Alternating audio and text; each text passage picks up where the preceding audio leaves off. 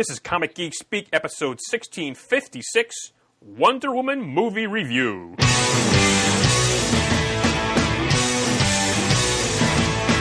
got it on Wednesday, and you was psyched about it, going to the volume up. These guys will talk about it, everything that geeks love. From tapes to laser beams, opinions like the seasons, and everything you read in comics, movies, games, toys, artists, Comic Geeks Speak, Comic Geeks Speak, Comic Geeks Speak, Comic Geeks Speak, Comic Geeks. Uniting the world's mightiest heroes, this is... I'm Brian Cressman. I'm Shane Kelly. And I'm Chris Everly. Comic Geeks Speak. And welcome to the show. Time to do a movie review. Haven't really done a full movie review episode in a little while. We touched on, I think, Guardians of the Galaxy in a while, but... Yeah, I was trying to think Well, when I we think did Guardians. we We did, touched like, on other Logan, things, but but I this don't is- remember if we touched on Guardians. Yeah, but this is going to be, we're going to try to do just a whole episode on just the... God, my ears, Shane. On the Wonder Woman. The Wonder Woman movie, knock it off, which just recently came out. So, of course, spoilers. Forewarned is forearmed. Okay, before I forget, because I will, because of all the Wonder Woman stuff out there, I did not know, and I just saw it, that there was a test done for a 1967 Wonder Woman. Oh, you didn't know that? No, I just found that out and I watched a it. TV Yes. pilot sort of based around the Batman TV Yes. series with, I The think, William same announcer. Dozier doing. Yes. Stupid. Oh my God, it was so bad. Yeah. But wow, yeah, I did not know that. All the stuff that I have locked in this head, I did not know that. That blew me away. And I kept thinking, it's got to be a joke. There's no way this would even air. And apparently there was no joke, and it did not air. Thank goodness. Whew, boy, was it bad. All right, and before we get into the movie discussion, I want to mention coming up Saturday and Sunday, June 17th and 18th at Wild Pig Comics, 14 South Michigan Avenue in Kennewick, New Jersey. They're having a great sale. Chris, take it away. Pansy, thank you for that breathless introduction. Oh, you're welcome. All right. I know I often use hyperbole just for self-deprecation, just to have fun. Let me make it very clear right now. This is not hyperbole when I say that this is the largest back-issue sale in the history of my store. Oh, boy. I have acquired over 15,000 new back issues Oh. for the shop. They run from... I wish people could see you right now, Pants. They run from the Silver Age right through books that came out throughout 2016. Let's put it this way. You can't walk in my garage right now. Keiko, my wife, is an immensely tolerant person. I got stuff in my living room. I got garage. I got stuff in the back of my store.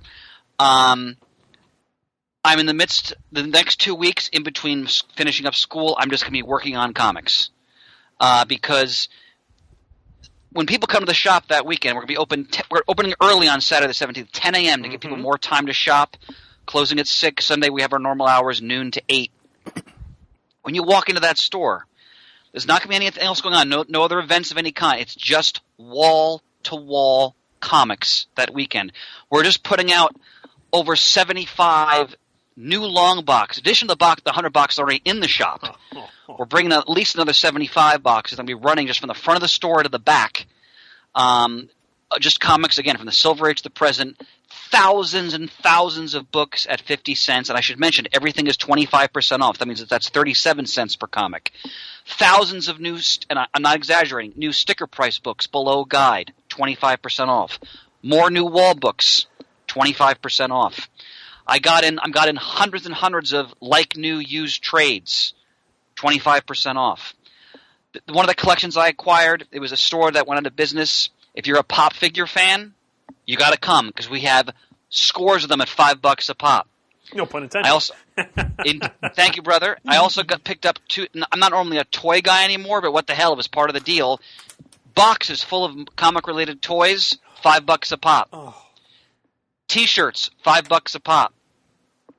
I just picked up a part of the 15,000 books was a collection I picked up this past weekend.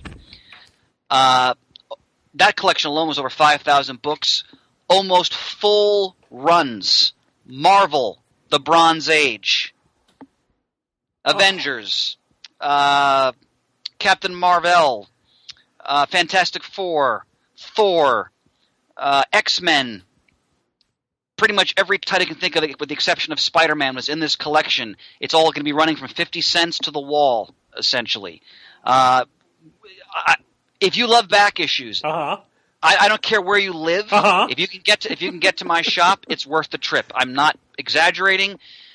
No store in New Jersey has the books I have at the prices I have them at.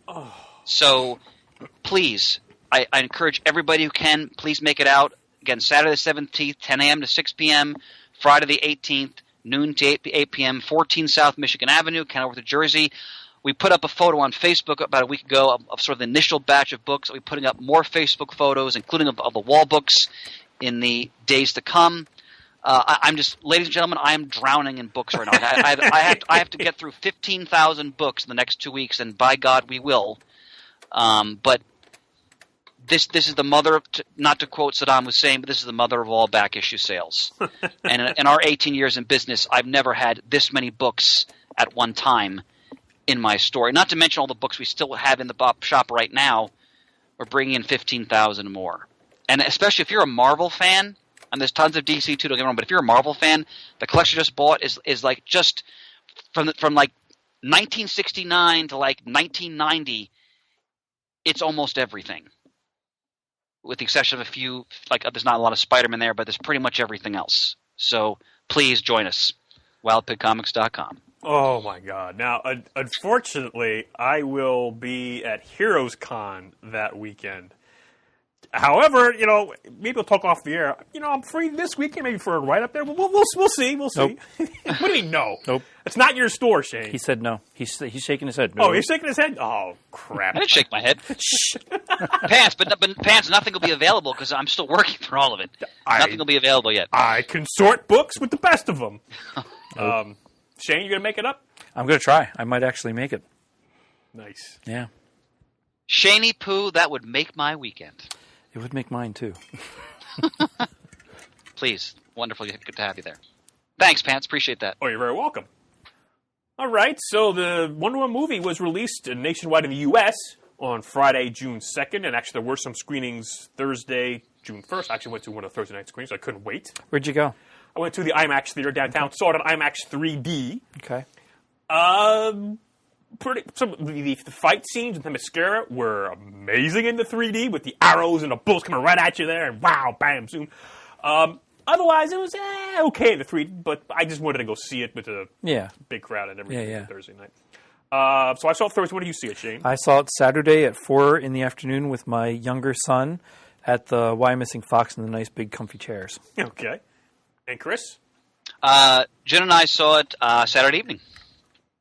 Fantastic. So again, we're going to go through and give our thoughts. I have some little tidbits that we're going to throw in there, trivia and things and so forth. But overall, I got to say, I really, really dug the movie. I saw, as again, when I go into most movies, I try to, if I know I'm going to go see it, I try to avoid all kinds of news reports, especially trailers. I just don't. So I did not see any of the. I may have heard some if I was in a theater where it was playing, and didn't really know much about it. The one thing I did catch as I was going through Facebook in the last week or so, I saw a brief headline that said something along the lines of why the movie creators changed Wonder Woman's origin. And I just saw that. Didn't think much about it.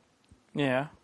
Of course, I'm watching the movie, and they mention, she's molded from clay. But Right. well, that's the traditional origin. I said, okay, fantastic. And then, of course, as you go through the movie, you realize they're pulling more from, I guess, the Brian Azzarello, Cliff Chang New 52 origin, where she's the daughter of Zeus. Right, and more of a Apollo. demigod. Right. Which, I Still makes some amount of sense to me. it didn't matter. And going through the movie, I actually watched it a second time yesterday. Oh, you bastard. I went to go see it again. Well, I have. What else do I got going on? But I also wanted to test, and forgive me for rambling on here. I know you ramble on, but I wanted to because when I first saw it, again, I really enjoyed it. We'll get into this, but the one thing that bugged me about it was the guy who played Ares. I thought, well, that seemed kind of odd, and specifically the very brief scene where you see he's like bare chested, looking up to the camera with as Zeus. With like look with mustaches, okay, it just didn't fit to my thought of what Ares is. I had a hard time getting past him as another character in another movie property, which I don't want to spoil it for those who may not have seen it. But yeah, I had a hard time getting over him as well because I think of him as something else, and his transformation into Ares wasn't enough. It was the mustache, the same voice that threw me off. If he would have lost the mustache through digital effects and gotten a little bit more meaner looking, and his voice got a little, I don't know, more grungy or something, I probably wouldn't have minded as much. But yeah, that part took me out just a little bit. Just a little bit. It's just a tiny complaint. But I went back and watched again, and I could see where they were laying very subtle hints that was going to be the case watching second time. So I mean, it was fine, but it was just a little off-putting. Oh, that's Ares, really? It's not what I would think of as Ares, but I get that because anyway. Again, because like I say, overall, I really love the picture. So, what are your guys' initial thoughts on the movie as well? I really did like it. I will say my caveat now, and then we'll talk about everything good beyond that. Even though I loved it, even though Matt loved it, he sat here and said, "Well, but that was a little violent." Because Matt's what, 14? Matt's 12. 12, okay. And I said, "Well, Matt, it is set during World War I, so it is going to be a lot of shoot 'em up, bang bang stuff." And he said, "No, I get that, but it was fine. It was really good." He really liked Chris Pine, and I said, "Well, he's Captain Kirk in the new Star Trek films," and he went, "That's it. That's where I know him from." So, like, that's the first little inkling of a connection, like what I would have had as I started getting into loving movies and TV shows and recognizing different actors doing different things. So that was kind of cool for me to see like a light bulb go off. And, I know that. He loved everything about the movie, had a really great time watching it. I will say, however, I'm disappointed there was no extra credit scene. I think I heard that from like... I heard the opposite, so I stayed specifically because someone had posted anyway that there was. To see the credits. I do too sometimes. I really thought there would be one to tie into Justice League. And not that I need it and it ruined the movie. It didn't ruin anything. But I was a little disappointed because even Suicide Squad had a little Justice League tie-in. Right. So I was like, oh, well, shouldn't Wonder Woman have something? But that's fine. They didn't do it. I will say, even though I loved it, and I'll go over this later because I'm writing it down, I still didn't leave the theater the way I feel when I leave a Marvel movie. And I don't know why. I don't know what is yet missing, whatever spark. And don't get me wrong, it's a 5 for me. I'll say that. It was fantastic. But there's just something still not quite there yet. I don't know. It's weird to me. But yeah, I left it, and I'm thinking even back to when we first saw Iron Man together and through all the other Marvel movies, there's just something that I just don't feel the same leaving one of these newer DC movies yet that I feel when I leave a Marvel movie. And maybe we're still waiting for them to really get cohesive with some things, really turn out a Justice League movie that works. And I hope this one works. I don't know. There's just something, because we didn't know when Iron Man came out that there was going to be an Avengers movie or anything. That was just, oh, look, Nick Fury's in there. That's great. Wow, fun. I don't know. There's just something about and it's not just Wonder Woman. It was Batman, Superman. It was Suicide Squad. It's missing something that I can't put my finger on yet. I don't know if it's a way it looks, a way it feels. It's strange. But again, I loved it. I absolutely loved the movie. It was fantastic. Great. All right, Chris, now what are your initial thoughts on the movie as well? All right, gentlemen. This is the first... Okay. I went into this movie with pretty high expectations because I'd heard a lot of good buzz about it. I like the actors they have in it. And I was very excited that Alan Heinberg wrote the script. Yes, I saw that. Because he's a comic book writer. Yep. So I had pretty high expectations. It's Gal Gadot, right? It's Gal Gadot. Okay. Gal Gadot, excuse me. I thought she was one of the bright points of that train wreck that was Superman versus Batman. So I had fairly high expectations. Not only were they met, they were exceeded. This is the first movie, let's call it the new DC Cinematic Universe, that I thought was exceptional. I enjoyed Man of Steel in many ways, except for the disaster porn at the end. I've already given my thoughts on Superman versus Batman. Suicide Squad, I thought in general was a yawner. This was an excellent movie. Not only is it an excellent superhero movie, it's just a well-made movie in general. Yep. I think it's a movie that has a lot of accessibility for a general audience. And why do I think this movie was so good? Not just because of the action. The two leads were perfectly cast, and their chemistry on screen was palpable, and that made the movie. Yep. If they had miscast those two roles, the movie would not have been as good. And they also, and again, Alan Heinberg, baby. When that movie was over, I turned to my son Jun. I said, "That was Wonder Woman." Mm-hmm. Yep. I said, her whole sense of mission, her idealism, the fact that she is a warrior, all of that was captured in that film. And I'm a huge Linda Carter fan. I love the Wonder Woman 70s series. But this was Wonder Woman. Yeah. Like, when I think of Wonder Woman as the DC comic book character, that's what you saw on that screen. And normally you think of Wonder Woman fighting the Nazis. I didn't mind them putting her into World War I. I thought that worked very well. I thought the way they did Themyscira, the Amazons, was outstanding. I loved Robin Wright as the badass combat mentor in the beginning. And everything about the film, visually, the character interaction. I love sort of like that mini Dirty Dozen team they formed to go when they infiltrated into the battlefield. They were all very well captured characters, especially the I think he was an Arab who was the linguistic expert. Yeah, who actually was Caesar on Lost, which I just finished watching. So, oh my God, it's Caesar from Lost. Oh, you're right, Pants. That's right. He was You're also right. in G.I. Joe. In the second G.I. Joe movie, I think, Okay. or no, the first one. The first one. Yeah, I'm going to Well, try. His name is, if I can pronounce his name here, it's Saeed Tagmawi. If I'm pronouncing it wrong, please forgive me. But I also think he'd make a hell of a Louis LeBeau if they ever did Hobie Sparrows. oh, that's spot on. Mm-hmm. Nice going there, Shane. Sorry. That's okay. Yeah, I thought he stole every scene he was in, actually, but no pun intended. I thought it was wonderful. Yeah. In fact, there was a moment in the film where I actually felt myself getting just a little bit emotional as a comic book geek when she mounts the parapet of the trench, and then she's crossing into no man's land, and the Germans are firing machine guns at her and everything they have in their arsenal in that particular sector, and she picks up the shield and the bracelet. She's stopping the bullets. And I actually felt my lip quivering like, my God, this is Wonder Woman. Like, they really have captured the power and the essence and the glory of this character. And thank God Zack Snyder had nothing to do with this film, essentially, beyond being a producer, because they had the right people clearly involved in this film, from the acting to the directing to the screenwriting. And it worked. And if DC can just learn from what they did here in this movie, they're going to have legs in future films. Stop making these bad, live-action music videos. Make a good movie.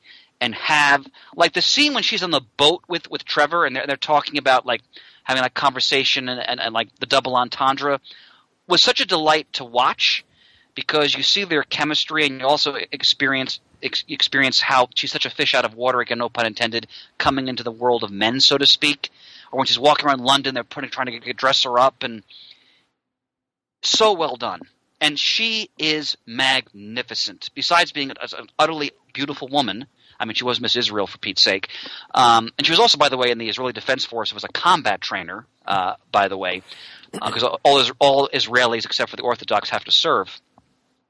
So, I just thought she just captured that character so well. I think that's very magnificent. true. I think she embodied from the fiercest of warrior to the most tender, sobbing person trying to stop war and hardship in general for anything she saw, and any range of emotion in between. She was spectacular. I could not get over just how, like you said, Chris, not only how beautiful she was, but just how spot on to the character, to her mission, to what she wanted to accomplish as Wonder Woman, to always be focused on, I have to stop Ares, I have to stop Ares. And even though Ares didn't turn out to be who we thought it was, which I didn't think that would be it, that seemed a bit easy, but it was fine to lead you that way. I don't know that I necessarily expected the twist that they did, who did turn out to be Ares. But I just thought she was absolutely spot on, from her innocence to her fierceness to her tenderness to her wanting to save all people, not just protect the Mascara, but to go beyond that, to really do the Amazon's mission. And even with her mom kind of saying, well, no, we're not doing that. We don't do that. No, this is what we're supposed to do. And just pushing for that. And even while taking Steve Trevor's lead on a lot of things, still being independent enough when you got to No Man's Land to say, no, we have to do this. This is what I'm doing. I don't know what you're doing. You can keep going that way. I'm going this way. And boom, eventually they all followed, because they not only knew that she was right, but that she could pull it off, and they could help her do that. It was just absolutely phenomenal from that perspective. The Mascara was beautiful. Yeah, let's start back at the beginning. I don't even know how much digital stuff was used or where it was filmed. I didn't do that kind of research. But dear sweet God, that was just a beautiful landscape looking at that.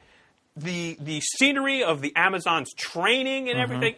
Oh my God, that was a sight for the eyes. It really was. It was so. I guess I want to watch it twice, because there's so much going on in those open training scenes. You try to find out all what's going on. Yeah. The little girl who played the young Diana was just great. Amazing. Just poof, poof, punching around and everything. Oh. And again, I had no idea, other than, of course, Gal Gadot and Chris Pine, really knowing who was in the cast. It's like, holy cow, there's Robin Wright. Yeah, that one I didn't know. That one I didn't catch. That was really fun. And I heard an interview with her where she talked about the training she had to do, because Robin Wright, I think, is about 50. And she was joking, saying, yeah, I'm training all these women in their 20s.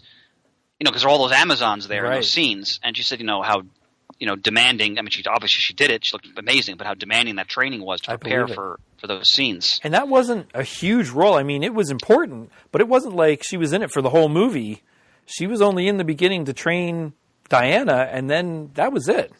And she must have put a hell of a lot of work into that, because she really did. It looked absolutely spectacular doing it. And I loved that they made her Diana's aunt, Hippolyta's sister, and sort of, even though Hippolyta was her mother saying, no, I don't want to do this, I don't want to do this, her sister still felt it important enough to even go against her queen and sister to train Diana for what was to come, even though Hippolyta was really trying to protect her from even becoming what she was supposed to be. She still knew it was going to happen no matter what. And Diana needs to know a basis of skills in order to even have a chance to do what she's meant to do.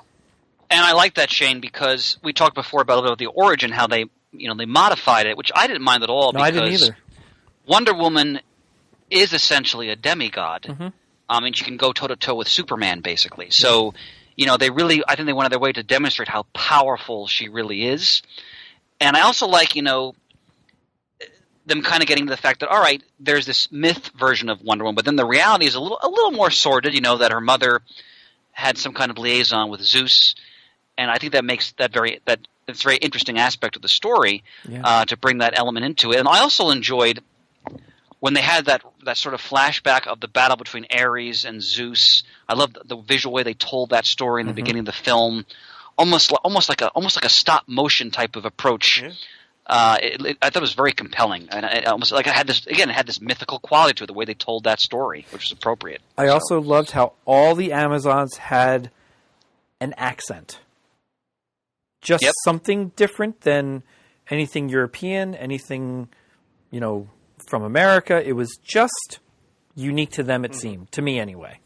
And they all sounded so well versed in how to speak it that way, without seeming like it was forced. No, so I like they have her working in the Louvre, because someone who's been around that long, it just makes sense that she'd be an archivist essentially, or a curator, whatever her specific job was, in the museum. I like the little connection to Bruce Wayne they established there, very subtle but nice at the beginning as well. And they brought that photograph back into it, and that's the kind of continuity we need to see in these films. That begins to flesh out that universe. Again, I just think DC has just been rushing so much with these movies that a lot of that stuff has got lost. But I think this movie has a lot of that in it, and that's one of the reasons why I think it was so well done. And I love that picture from Batman versus Superman being pulled into everything exactly as something very strongly, some strong piece of continuity between them. And I like the connection between Bruce and Diana, because even in the comic books at times, especially in Grant Morrison's run of the JLA, they did have a connection a little bit stronger than some of the other characters did. I like how Bruce helps her but still tries to get information out of her, because his little note was, well, I found the original, maybe sometime you'll tell me what this is about. Right. Like always prodding just a little bit to know a little bit more. I agree. I like her as an curator or an archivist, not only because she would know a lot of what happened living through some of it, but also being able to safeguard when certain objects probably came her way, depending on what the object was, and would protect it, sort of, and maybe with the Justice League store it somewhere differently that would be more protected, like a vault or something. That's just my own idea of where that could potentially lead her to. Loved the little, very similar to Captain America. I liked the present, the past, and the present. Yep. And not because of the way they did Captain America. That's how I thought they should have done Wonder Woman, since they established that in Batman versus Superman with that picture. That's what I wanted to see. Also establishing essentially she's immortal. Yeah. Yep. Oh, yeah. Now, again, one of the I didn't see, like I said, I did see it in the trailers. Went back and watched them and saw that this scene was in a trailer about when Steve crashes in his plane, and she goes, that was just amazing. I was like, as I'm watching it, and the pan of her around her is like, it's like right out of the fucking comics. This is just amazing. And I love it. And now I will say the one thing cool about the 3D IMAX, when he's on the beach and she's hovering over him, it's like she's like almost like right in front of me, like, oh my god! And you're still looking at you, you're like, oh that hi. Oh my god. I love the little tidbit as they progress through rescuing Steve.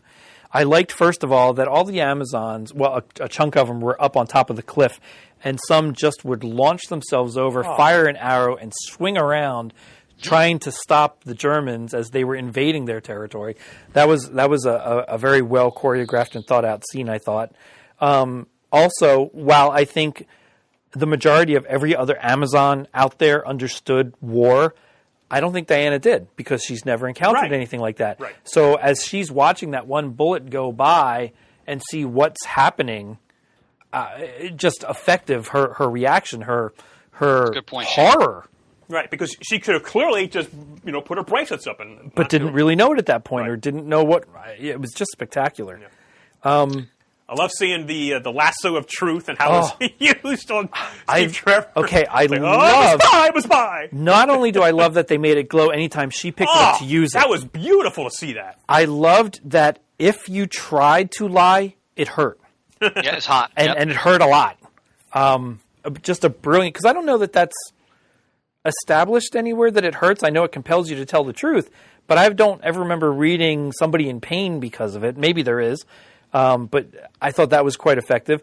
I liked when Steve was in the sauna trying to recuperate. Great scene. And he comes out naked, because normally, and this is going to sound very piggish, and I don't mean it this way, but normally any kind of movie always has the women very scantily clad, and here it's the opposite. And I thought it quite appropriate and hilarious, exactly, yeah. the way they did it. I agree. And I love their double entendre conversation, because she's so sort of wide-eyed and are you yet matter of fact, and I want to take this.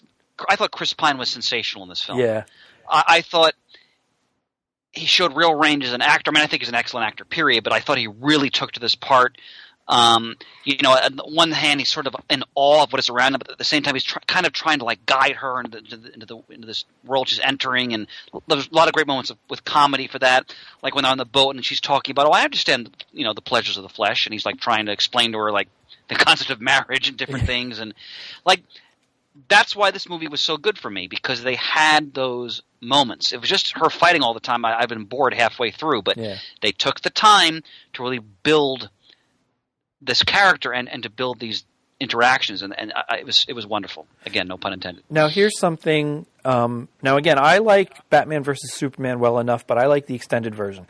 I really did not like the theatrical version. I thought that was horrid compared to that extra 30 minutes and some of it in the beginning explaining what Clark was doing, tracking down Batman. So I really like Batman versus Superman well enough. Not my favorite, but I like it. Suicide Squad was what it was. It was just in for the fun and the shoot 'em up bang bang, very Matrix-like in that way, but not nearly as strong a story. Okay, fine.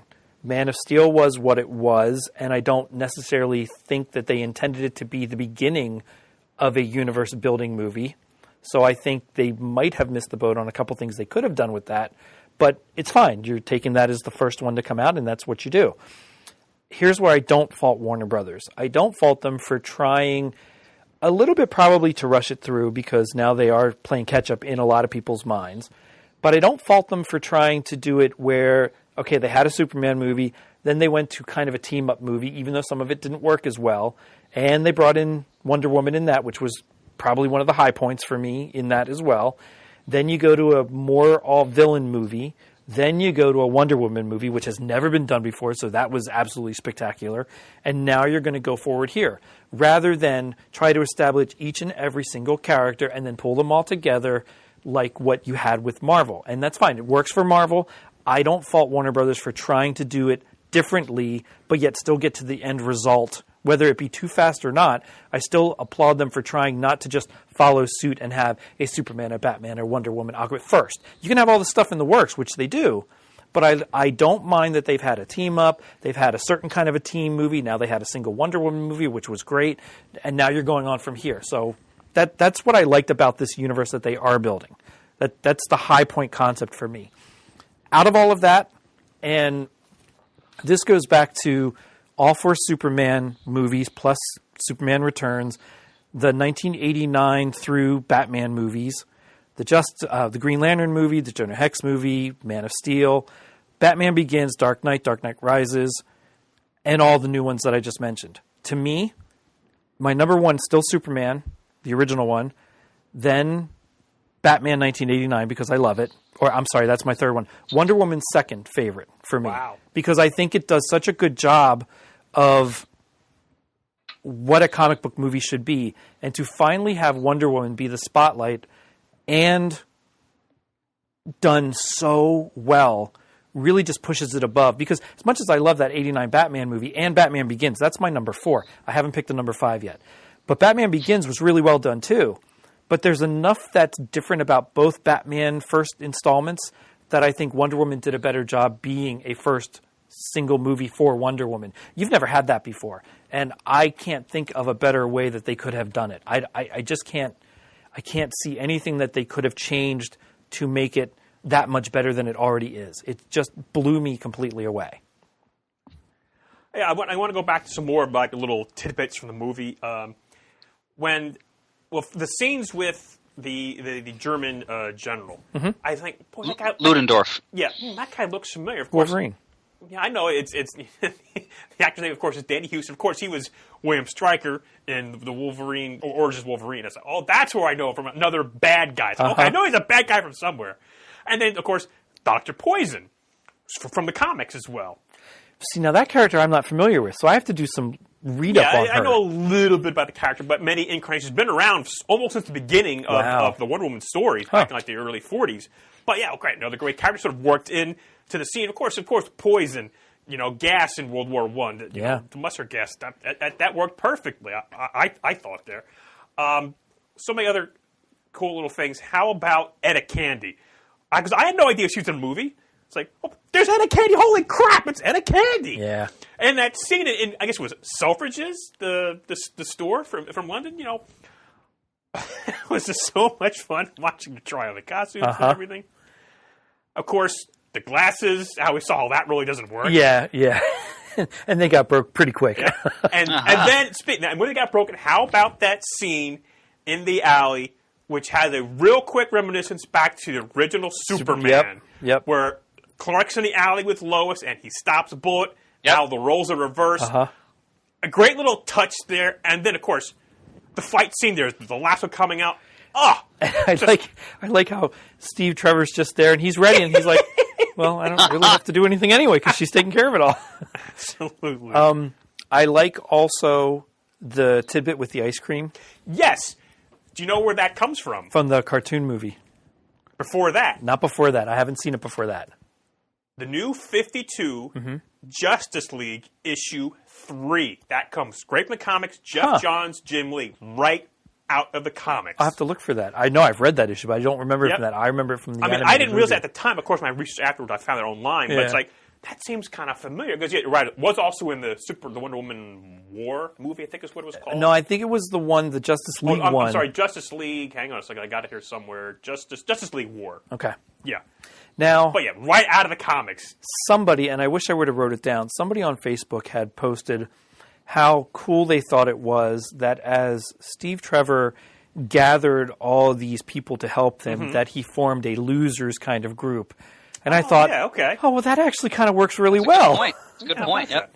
Even if it's not intended that way, you could easily say, yeah, that's going to be what we refer to as the losers Right. for these DC kind of movies. And the one guy, Charlie, didn't really do much at all in the movie, did he really? No. Other than like looking through his scope. Other Yeah. than, like, okay, well, do we really need? But he was some good humor. I kind of hope he comic comes relief. in some point in some fashion later. There has to be something else, maybe that he does in a flashback or something at some point down the road. Because I thought he was a great character, but I wanted him to do something big in the movie, and I don't know that he did. I think he was traumatized though from his combat. Oh, I'm sure he experience. was. Okay. And But I think they were emphasizing that the way he was Shell-shock. acting. Right. But I think after getting through and having Wonder Woman do stuff, I really don't mean to compare this way, but I can see Diana kind of working with them again, much like Agent Carter worked with other characters, the Howling Commandos, Right. on occasion. There's just something like I wouldn't mind seeing any of those characters come back in some capacity somewhere Well, along the way. you could certainly establish that when World War II rolled around, she's obviously going to get involved again. Yeah. And why? I mean, those men would be older, but they'd still be old. They'd still be young enough they could participate in World War II in some capacity. So that's a sequel right there. Yep. If they wanted to keep it in the past, essentially. And again, the origin of her name. She goes, I am Diana, princess, and he stopped her, Prince. Her name's Diana Prince. Boom. And Simple. who knew then that she just blew it till you got to the end of the movie? She completely blew her cover to Ares right Ares. there. Yeah, exactly. Oh. I watched it again. I was like, okay, right, Yep. there. He's right there. Yep. He knows everything right there forward. And there was, of course, little things like when he has Etta Candy in his office. Okay, now he knows where they are. Okay, that's why he told them to work out of his office. Sure, and that's why he gave, again, that whole plot point, that makes a lot of sense. Yeah. I now, got that. okay, so what was the German general's name in the movie? Ludendorff. Okay, so Ludendorff. Has there ever been anything where Dr. Poison makes a gas for somebody and they become like a super villainous person? Like, was he supposed to be somebody else? Well, Ludendorff is an historical figure, actually. Right. But in the comics, Oh, no. was there ever a German... I don't know. Okay. Because I wondered why they made such a point of her making the gas that he would inhale and be a little stronger, other than to throw us off It that was sort of like he was going to be red Ares. herring. Right? Okay. And like I said, I didn't figure out the end who the Ares was. No, but I didn't either. I kind of thought, well, maybe he's not, because they're so focused on that. Yeah. It's got to be something else. I figured it wasn't him, but I had no idea it would have been the one British guy. I have to admit, I didn't know until the scene where the secretary is in the office, and I said, "Oh, he's Ares." Like I think for me, that moment, I knew that he was Ares. I did not. No, I didn't either. Again, I didn't call that watching at all. it again, I put the point together. Okay, that's how he knows where they are, because. Yep. But I want to get back to the scene that Chris touched on briefly at a minute. One of the best scenes, just in a movie of any kind I've seen in a long time. When she comes out of the trench. Oh yeah. Dear sweet God, I watched on the second viewing. I got it. I could feel tears coming out of my eyes. It was just so the build up to that. the way it was shot, the angles, the reveal of the full costume and everything.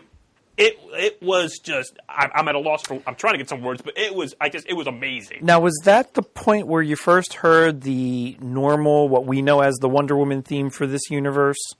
Or was that later? I can't tell. I can't remember when that was. I kind of thought it was, but maybe I'm thinking of the trailer, because in the trailer, Shane, when she was fighting the German soldiers in the village, in the rear of their trenches, they were playing the same action music they used in the other DC films. Okay, it was the same theme basically, as far as I remember. In the trailer, when they showed her coming up that ladder into No Man's Land, thank God I didn't see the trailer. I would have ruined it for me had I seen the trailer. They play what I would consider to be her theme song. Okay. Anytime you see her when she first appeared in Batman vs. Superman, any trailer they've had since then, that's like just that guitar riff sound. And I can't remember if they used it in the movie when she came out of the trenches or if it happened later, at least in the village or beyond. But that whole build-up, when, of course, historically, this is no man's land. Yeah. No man has ever gone out there and she just comes out of the trenches, fuck this, I'm doing this. And it just blew my mind. And the fighting going in the trenches, going into town, in the office, the camera action, the sword fight, the thing with the shields. Oh my God! And then when they get an amazing sequence, when they get into the village and they keep pressing forward, and she gets through one of the buildings and immediately gets down on her knees, sliding across, and just starts slicing, knocking people over. That just spectacular.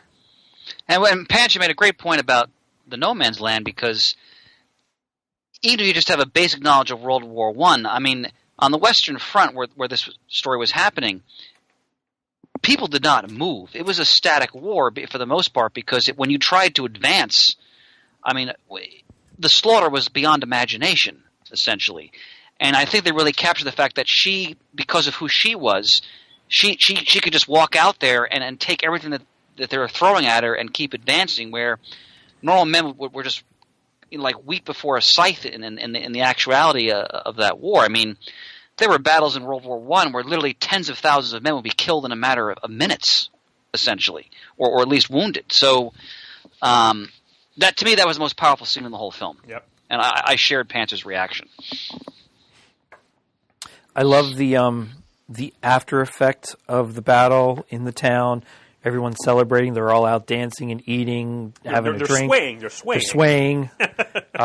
Very well done. Teaching her how to dance was really touching.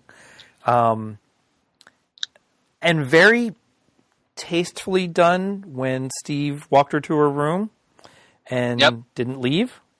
But you saw nothing else, which is perfectly fine. Very sweet moment for the two of them, especially as things progressed in the story.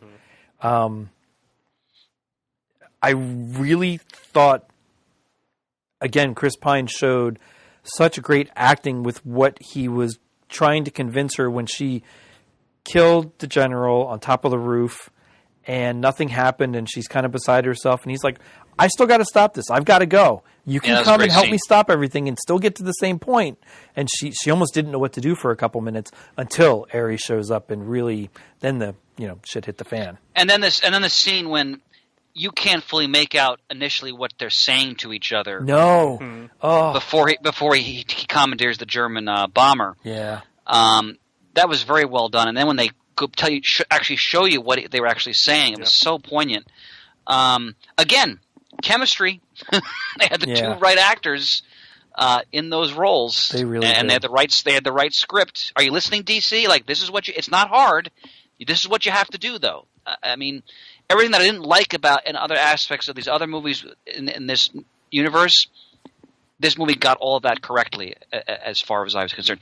There was a real sense of emotion and when it came to the story, and you believed their bond that formed between the two of them. And when Pine flies away and he realizes what he has to do, you feel the weight of that sacrifice and the effect it's going to have on her.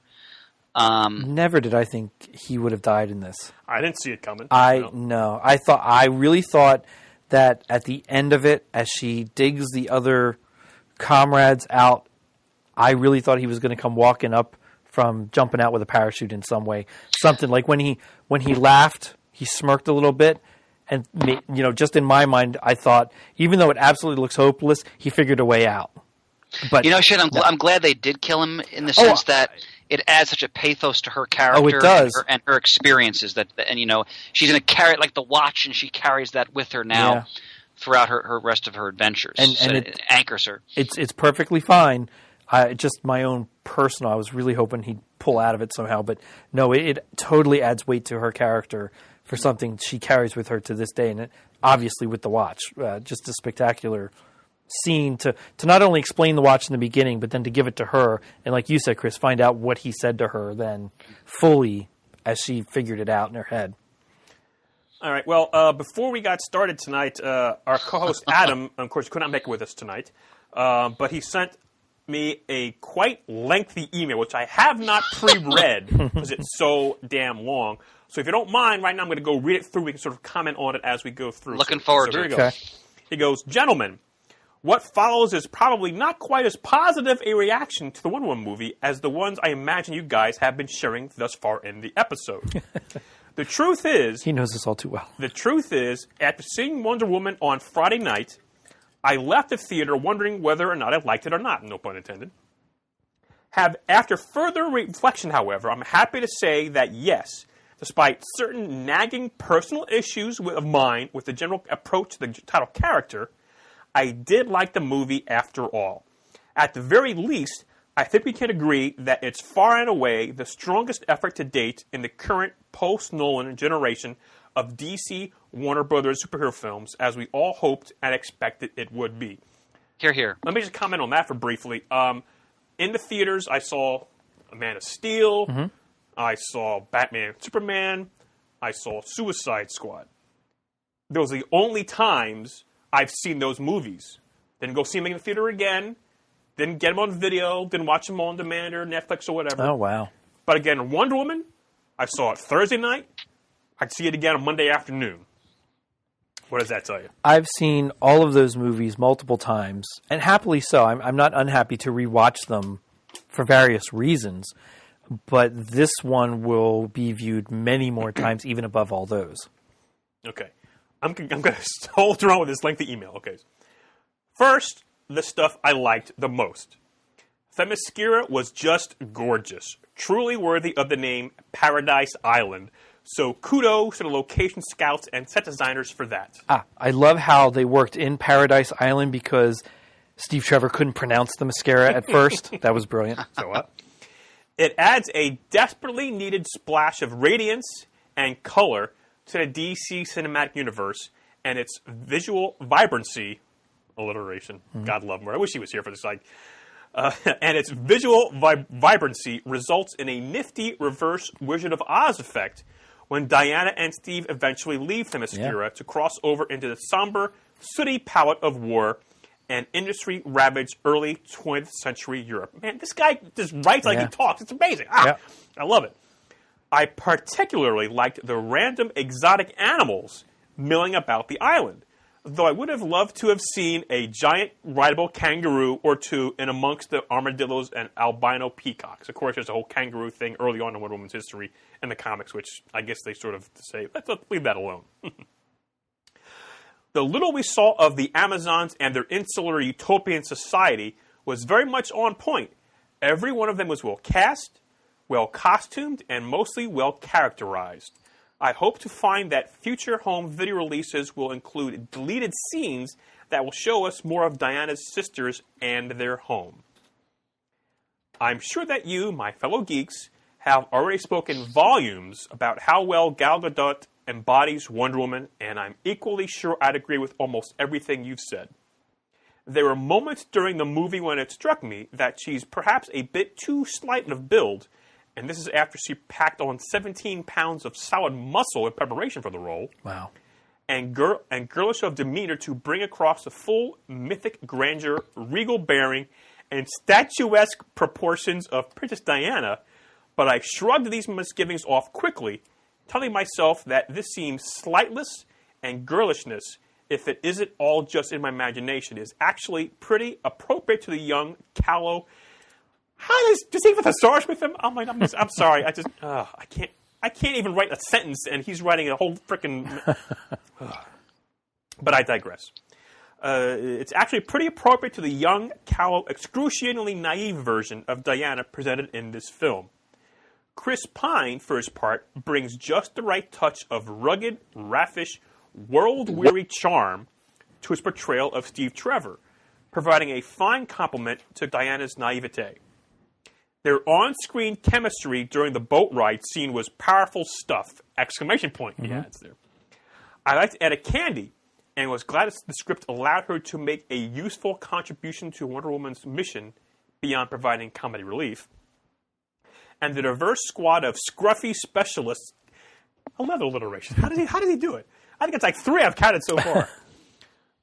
Scruffy specialists accompanying Steve and Diana, especially Charlie the Scottish sniper, who looked for all the world as if Steve Dillon had drawn him. That's another great comparison. That's good point. Spot on.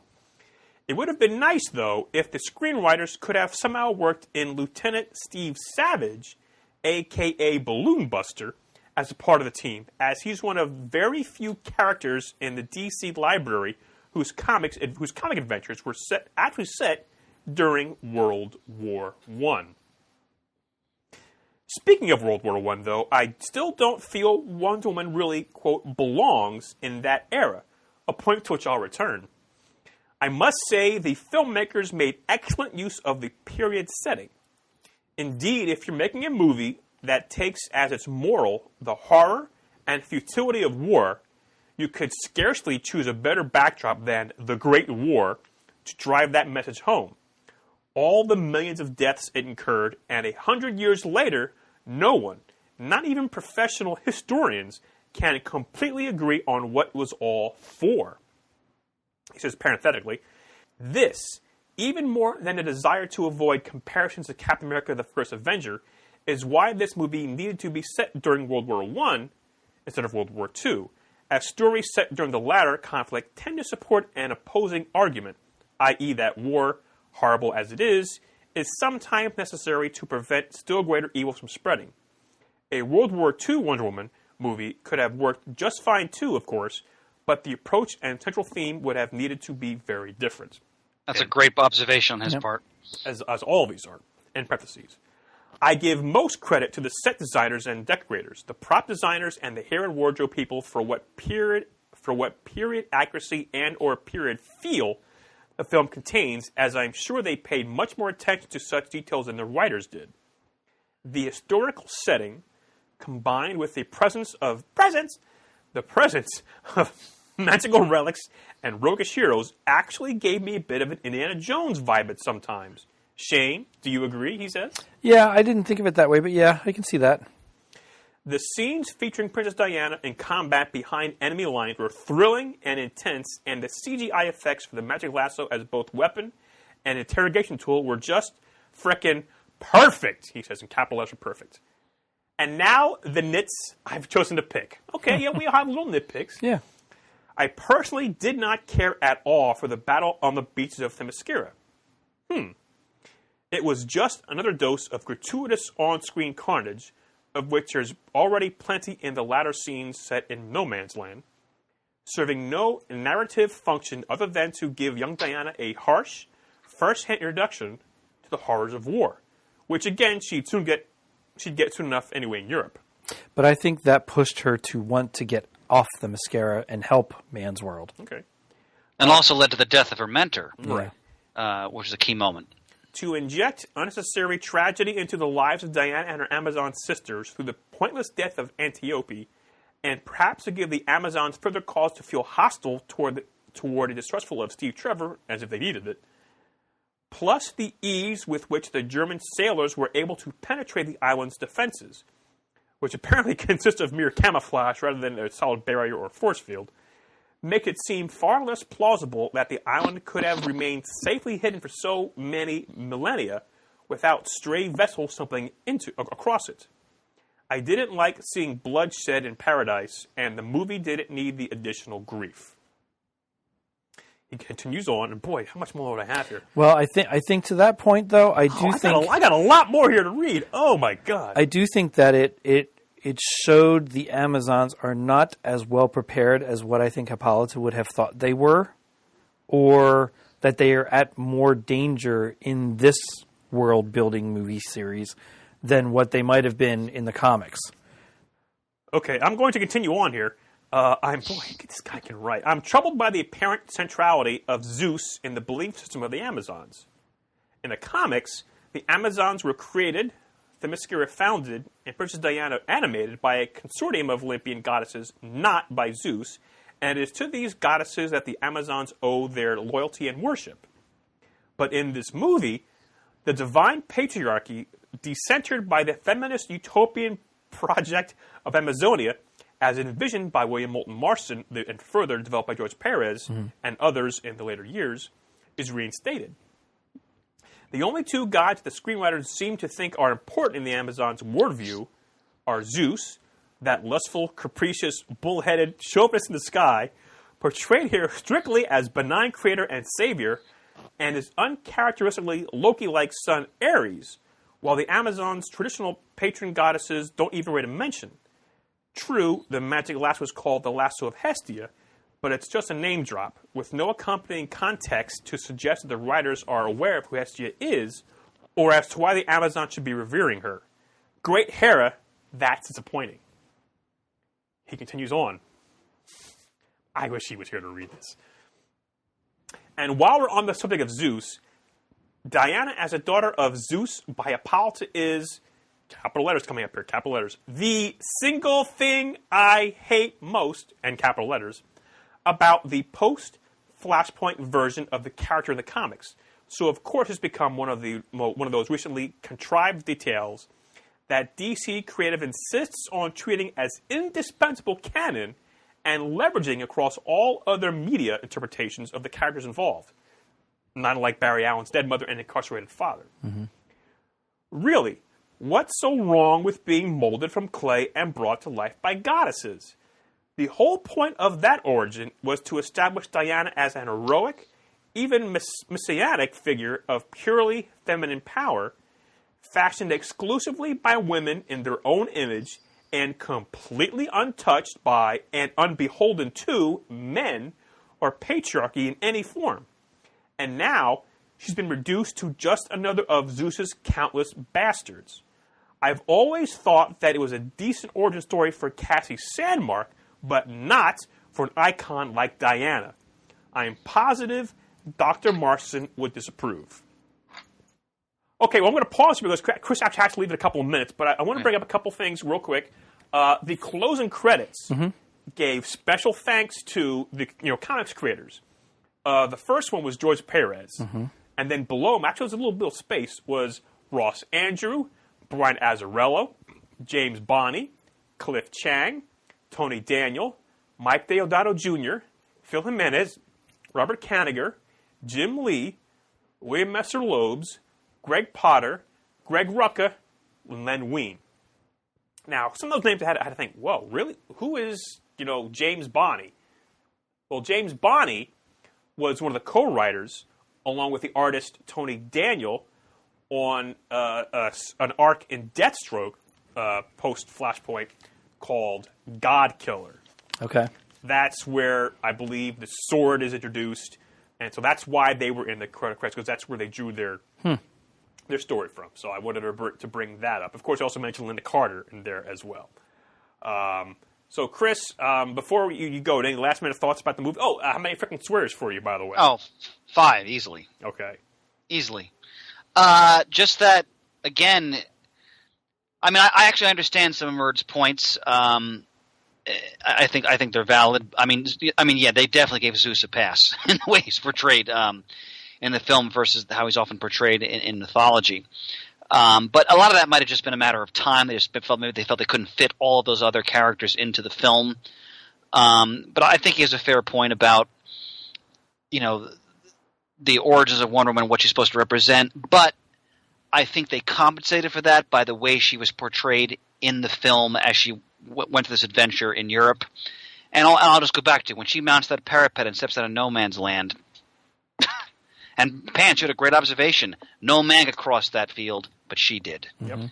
And to me, that it says it all. I mean, that's Wonder Woman. So I am very much looking forward to a sequel. I just read an interview with the director, and she said that it's very likely.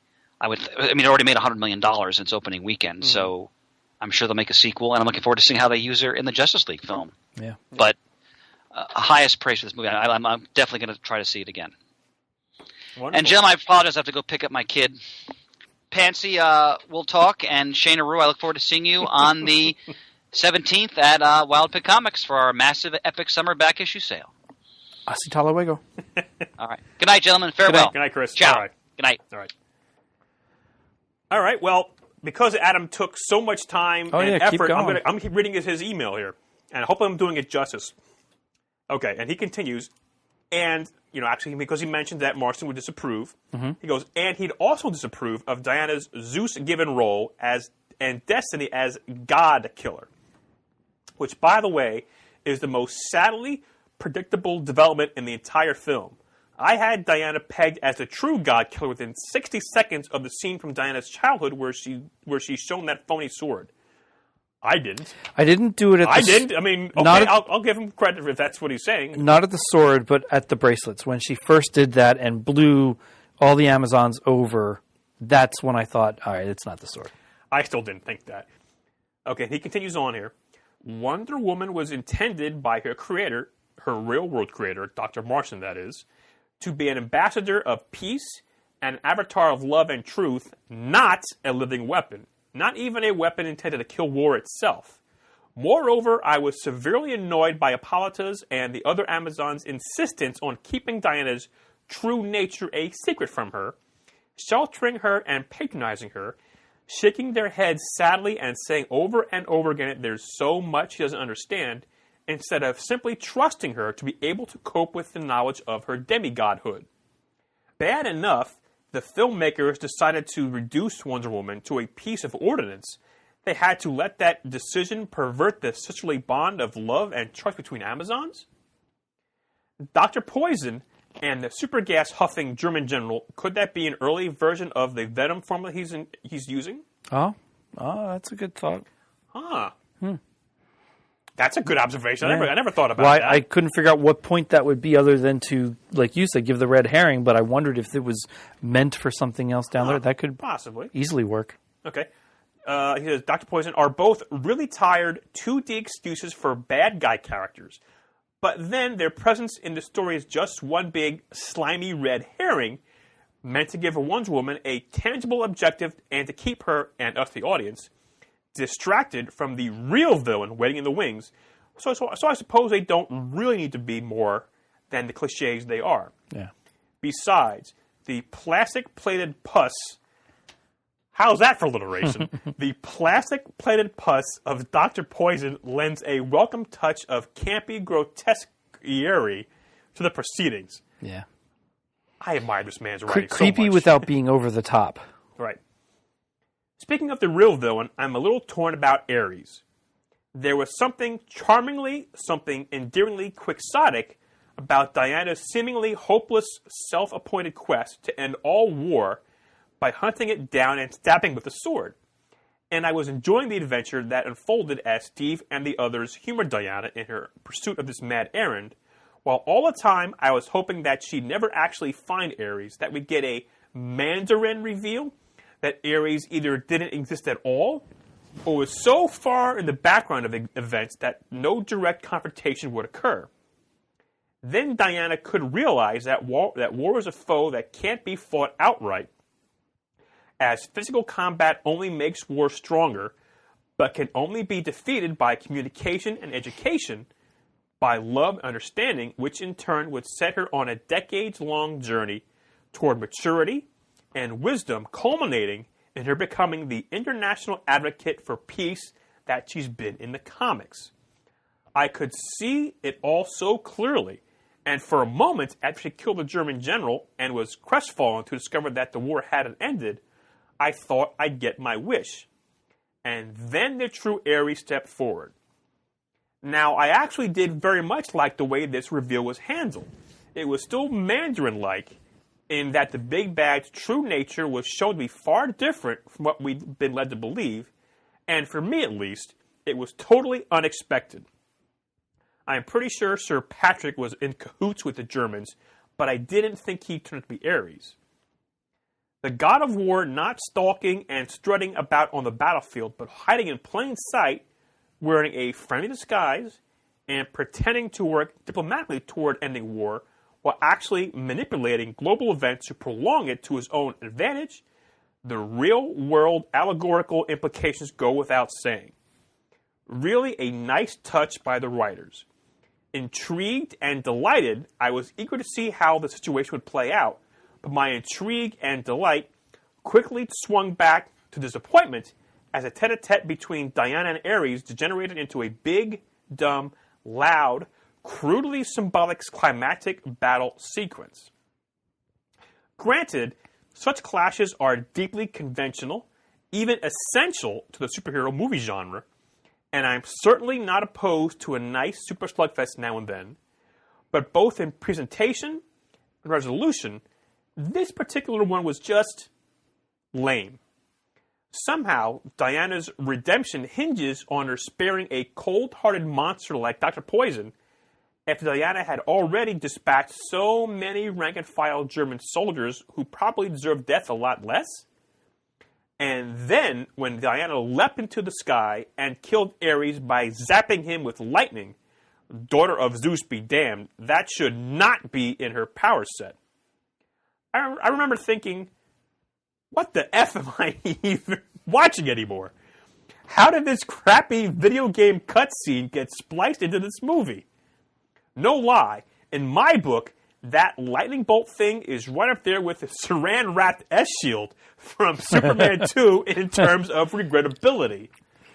It makes a lot of decent points, I think. And maybe that's what felt off to me about it was some of the Marvel movies have a better resolution to things like that are believable and more story-driven, whereas, like he said, this one's just kind of cut in there and just seems a little off. Mm-hmm.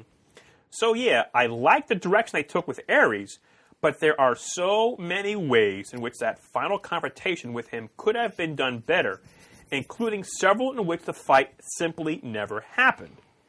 And it would have been nice, once Ares had been vanquished, the armistice finalized, and Steve Tremor memorialized, to have been given an epilogue imparting some idea of what Diana did with herself afterwards, and how she reacted when other wars began breaking out later in the 20th century, despite the seeming death of the war god she'd been born to kill. Finally, one more thing that got in the way of my enjoying this movie to its fullest is the period setting. I know this is in spite of the good things I said about said setting earlier, which I did mean, and which I hope I'm not contradicting too badly here, but as well chosen and well rendered as the film's historical backdrop is, I couldn't get over my preconception that Wonder Woman appearing in any time period not falling between World War II and the present just doesn't feel right.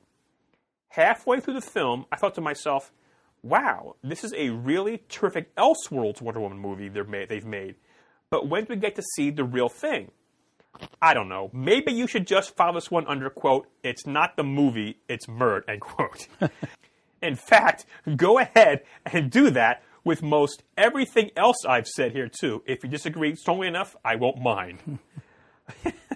I guess we talked a little bit about this briefly. It's sort of like, they mentioned it's the war to end all wars. Yeah. That sort of, I think, worked well with her mission, in this universe. Right, I mean, right. Trying to distinct it with the movie verse versus the comic verse. Right. I think that's a distinction we can make. That it didn't bother. Yeah, I would prefer to see Diana between World War II and the present, but I don't mind that it's World War I because it makes sense to me.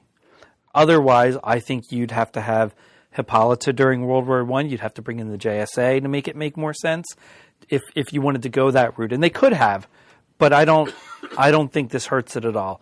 I think it going with her being Zeus's child, living longer than what we know her to yet, all of that stuff plays into, I don't mind it being set in World War I. Right.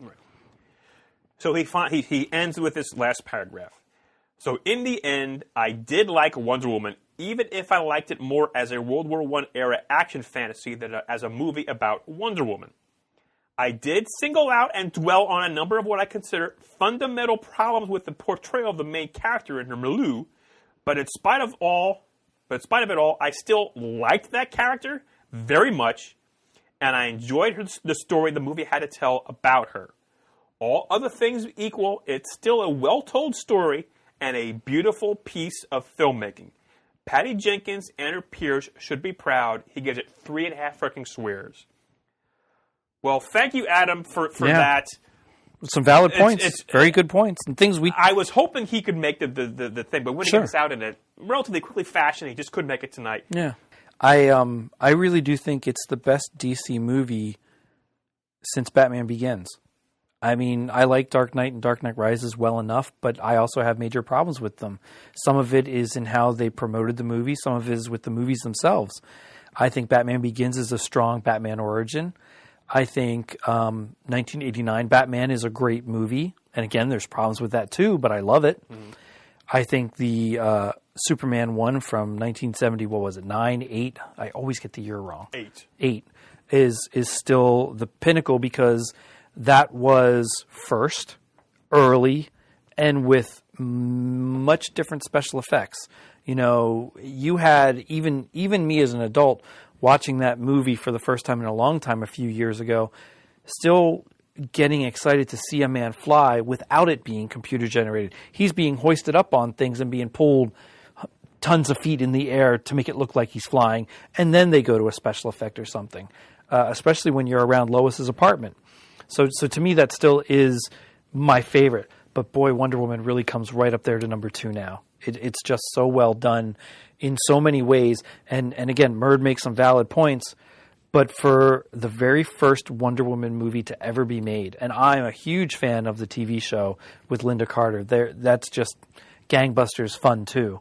There was just something special about this movie that puts it just above everything else for me right now in the DC universe. And I can filter everything else down below it pretty easily for the most part. So yeah, I was pleasantly surprised and impressed. I really went in with high expectations, and I was not disappointed at all. Yeah. How many freaking squares do you give it? I give it 5 because it really did more than I ever thought it would, and did it well. Mm-hmm. I'm going to give it 4.5.